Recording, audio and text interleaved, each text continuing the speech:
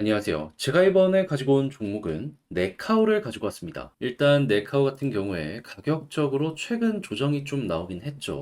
근데 여러분 알아두셔야 될 게 뭐냐 하면 이 두 종목 모두 상황이 지금 엄청 좋아졌다라는 겁니다. 정확하게 어제 이때부터 좀 많이 풀렸어요. 그래서 이들의 상승을 만들어주던 그 내용이 지금 다시 한번 반복이 되려고 하고, 그래서 과거 10월에 그랬던 것처럼 이 지점부터 한번 노려보는 게 맞지 않나 생각이 드는데, 지금 제가 뭐 때문에 계속 보수적으로 여러분들께 말씀을 드려왔던 제가 뭘 보고 이렇게 말씀드릴 수 있는지 하나씩 풀어보도록 할 테니까 들어보시고 도움 된다면 구독 그리고 좋아요 한번 꾹 눌러주시면 감사드리겠습니다.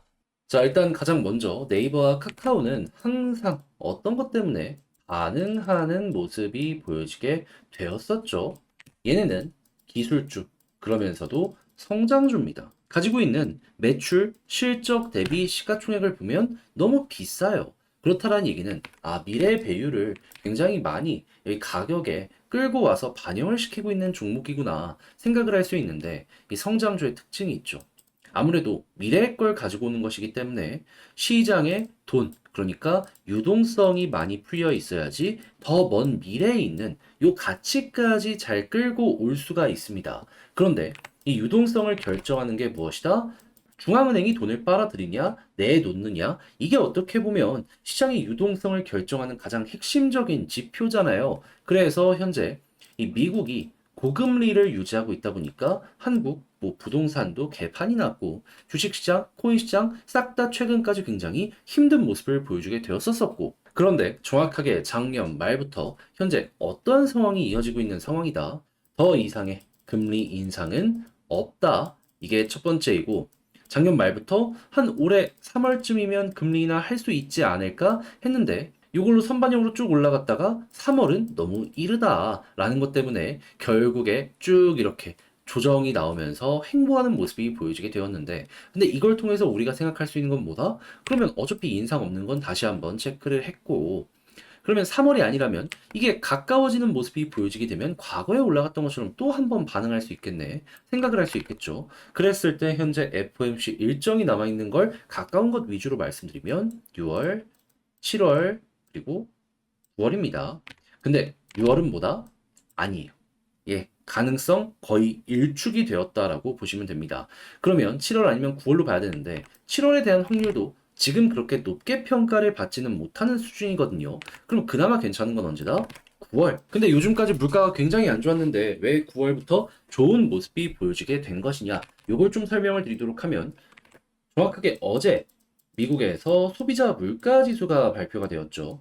생산자 물가 지수가 이거는 조금 높게 나와서 되게 아쉬웠었는데, 이 다음날 소비자 물가 지수를 까보니까 예상치가 0.4였는데 0.3 나왔습니다. 그러다 보니까 야, 첫 번째 올해 처음으로 둔화세가 보여지게 되었네.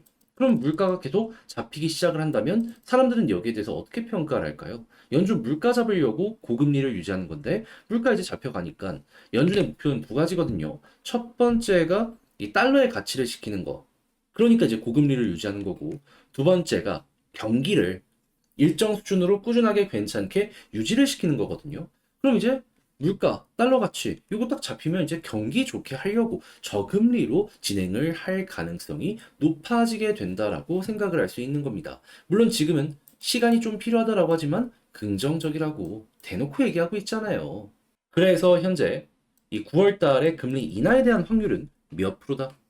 이제 조금 어제 대비 떨어지긴 했어요. 75에서 67.1을 그래도 기록을 하고 있는 상황이라는 걸 볼 수가 있겠습니다. 그럼 이게 계속 유지된다면 이 9월 달 확률이 막 40% 언저리까지도 떨어지는 모습이 보여졌다가 이번에 반등을 했기 때문에 당연히 시장에 이 바닥은 어느 순간 잡혀가게 될 것이고, 요게 조금씩 조금씩 올라가는 모습이 보여지게 된다면 순식간에 터지는 그림이 보여질 수 있겠죠. 그러면 이때의 방향성을 볼 수 있는, 어느 정도 우리가 참고할 수 있는 지표가 언제 나온다?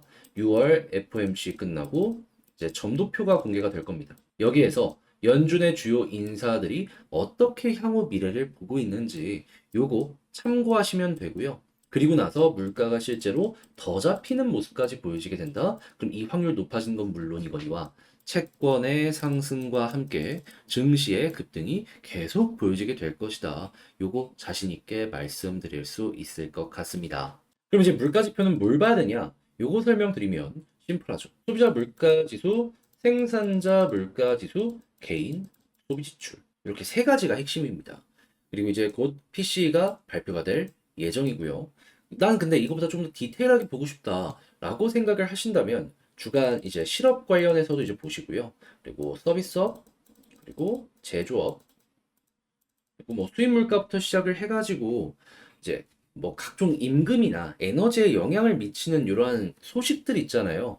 이런 거 보시면서 아, 여기에 이렇게 영향이 갈 수 있겠구나. 참고 미리미리 해두시면 될 것 같네요. 하지만 구체적인 숫자 이 세 가지가 제일 중요하기 때문에 중심은 이걸 보셔야 된다. 예, 강조드릴 수 있겠습니다.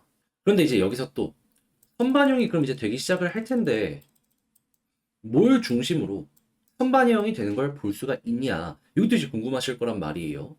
채권이 주식보다 조금 더 민감하고 빠르게 움직입니다. 얘네가 가격이 올라가는 모습이 보여지게 된다면 아 그때부터 이제 곧 있으면 주식도 선반영이 되겠구나. 이렇게 참고하시면 될 것 같아요. 특히나 단기물 위주로 1년, 3년, 뭐 10년까지 해서 이렇게 이제 보시면 지금 상황이 괜찮은 거 계속 이어지는지 보고 이렇게 쭉 올라가는 거 생각을 해보시면 좋겠습니다. 자, 그럼 이런 상황에서 이제 수급은 어떤 걸 중심으로 보는 게 좋다? 다른 것보다 외국인. 지금 외국인 매도하는 모습이 보여지고 있잖아요. 카카오는. 근데 네이버는 이렇게 들어온단 말이죠. 들어오고 안 들어오고의 차이가 가격에 굉장히 큰 영향을 미치는 거 확인할 수 있습니다. 근데 앞으로도 더욱더 중요해질 수밖에 없다라고 생각할 수 있는 게 뭐냐 하면 한국이랑 미국이랑 금리 차이가 되게 크단 말이에요. 그러면 미국이 금리를 내린다고 해서 한국이 금리를 똑같이 내린다? 쉽지 않거든요. 그러면 한국은 어느 정도 버틴다라는 건 미국이랑 이 금리 스프레드가 좁혀진다.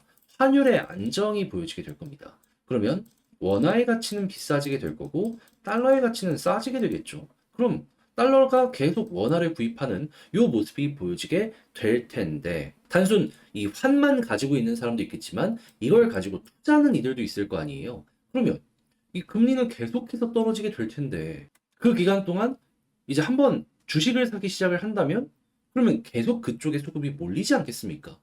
그러니까 이 시점에 이 금리 인하랑 맞춰서 외국인이 들어오는 종목이 있다면 여러분들은 아, 이건 진짜 좋은 종목이구나. 이렇게 생각을 하면서 보기가 괜찮은 거죠. 이거는 제약 바이오에서도 사용을 할 수 있는 방법이고 그 이외에도 많은 종목에 사용을 할 수 있는 방법이다 보니까 여러분들 취향껏 한번 이용을 해보시면 좋겠습니다. 그런 다음에 이 차트 같은 경우에는요.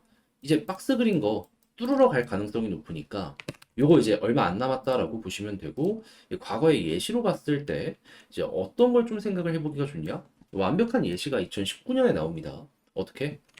자, 여기부터 이렇게 올라갔었죠? 왜 올라갔을까요? 이 타이밍에 금리 인하가 미국에서 보여지게 되었거든요. 그래서 코로나 터지기 전 12월까지 이렇게 올라간 이유가 이 미국 때문이다. 그러면 이렇게 횡보하는 구간이 있겠지만 금리 인하하면은 중간 쉬어갔다 올라가고 쉬어갔다 올라가고 반복할 수 있겠네. 예. 그러면 여러분들 같은 경우에는 이게 얼추 지금 5.5기 때문에 맥시멈 2.75에서 3.75 얘기 나오고 있거든요. 여기까지 금리 계속 인하하면은 올라갔다가 횡보하고 올라갔다 횡보하고 올라갔다 횡보하고 이거 다 먹을 수 있을 거예요. 회사가 망가지지만 않으면 예, 그렇게 해서 취향에 맞으시는 분들은 적금 대신에 난 이거 본다 라는 마인드로 길게 끌고 가보시는 거 괜찮을 것 같습니다. 그러면 우리 흔히 뭐 100%난 한 번도 못 먹어봤다 뭐 그런 것들 있잖아요. 어떻게 보면 이게 기회일 수도 있겠네요. 은행 이자 암만 높아졌다라고 해도 이자 20%인가 내면은 아 이게 누구 코에 붙입니까? 근데 얘는 좀 붙일만 하겠죠. 자 그렇게 해서 네카오 쭉 한번 봤는데 요거 총정리 한번 하면서 영상 마치면 지금 금리 인하에 대한 확률이 커지고 있다. 앞으로도 유지된다면 9월이 핵심이다. 두 번째, 수급은 외국인이 중요하고 그리고 만약에 가지고 간다면 금리 인하가 계속되는 한 끌고 가서 우상향 노려보기 괜찮을 것이다. 중간에 쉬어가는 타이밍이 있긴 하겠지만 요 확률이 계속되면 이는 꾸준한 상승 만들어줄 수 있다. 완벽한 예시로 볼 수 있는 게 뭐다? 뭐 2020년 코로나 이때도 볼 수 있지만 이때는 좀 특수한 경우가 있긴 하니까 2019년 중순부터 말까지의 진행 상황을 참고해 보도록 하자. 자, 이렇게 보면 네이버와 카카오 어떤 식으로 보는 게 좋을지에 대해 아주 중요한 부분들만 이렇게 한번 말씀을 드려봤는데 어떻게 여러분들께 도움이 되었을지 모르겠습니다. 자, 오랜만에 금리 쪽 얘기하긴 했지만 이게 지금 가장 중요하기 때문에 다시 한번 강조하는 겸 해서 올려놨으니까 여러분들 취향에, 여러분들 매매 전략에 좋은 도움이 되었으면 좋겠고요. 잘 봤다라고 생각을 하신다면 좋아요, 열심히 준비했잖아요. 예, 꾹 눌러주시면 감사드리겠습니다. 안녕하세요. 구독자 여러분들 1.9만 달성 진심으로 감사드립니다. 그래서 저는 현재 구독자 1.9만 명 기념 플러스 6월 달까지 2만 명 달성을 목표로 이번에도 이전처럼 구독자 여러분들의 요청 종목 분석을 찍을 예정이거든요. 한 분당 최대 2종목까지 댓글을 달아주시게 되면요. 제가 모든 댓글 참고해서 이벤트 영상으로 따로 분석할 예정이니 많은 참여와 구독 안 눌러주신 분들은 구독 한번 부탁드리고요. 그리고 마지막으로 좋아요까지 한번 부탁을 드리며 구독자 2만 열심히 달려보겠습니다.